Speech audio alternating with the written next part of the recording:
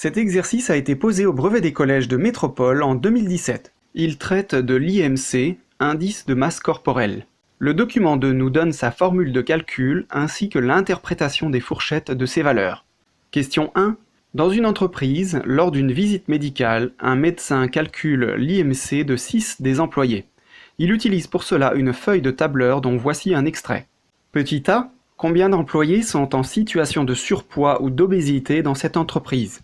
Réponse: 3 employés en B, C et F sont dans cette situation, car leur IMC est supérieur à 25.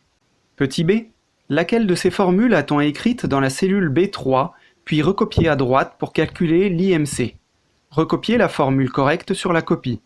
Réponse: en reprenant la formule donnée, l'IMC est égal à la masse divisée par la taille au carré.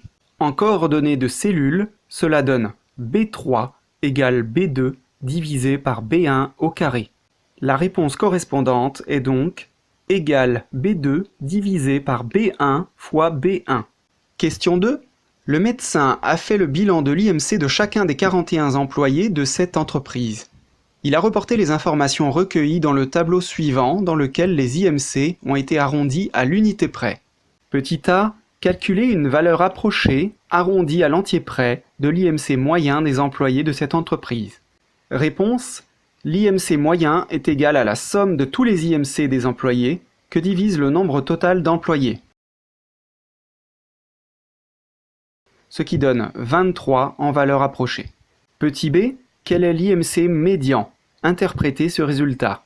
Réponse: pour cela, il faut partager le groupe d'employés en deux valeurs égales, soit 41 divisé par 2 égale 20,5. On voit donc que l'IMC médian pointe sur la valeur 22. Petit c, on lit sur certains magazines. On estime qu'au moins 5% de la population mondiale est en surpoids ou est obèse. Est-ce le cas pour les employés de cette entreprise? Réponse: calculons le pourcentage d'employés en surpoids ou obèses. Il est égal au nombre d'employés ayant un IMC supérieur ou égal à 25 divisé par le nombre total d'employés, le tout multiplié par 100.